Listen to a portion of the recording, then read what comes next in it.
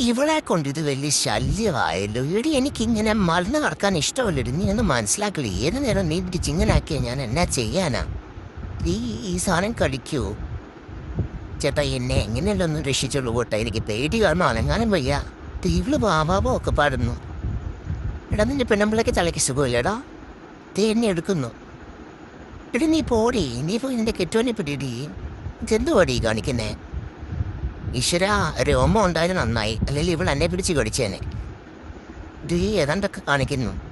നിങ്ങളുടെ പെണ്ണമ്പിള്ളക്ക് ഭ്രാന്താന്ന് തോന്നുന്നു കേട്ടോ. എന്നാലും കൊള്ളാം. ഇങ്ങനെ ഇരിക്കാനൊക്കെ ഒരു സുഖമൊക്കെ തോന്നുന്നുണ്ട്.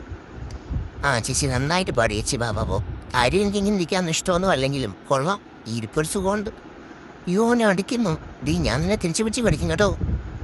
നിനക്ക് വട്ടുണ്ടോ? നിനക്ക് വട്ടുണ്ടോ?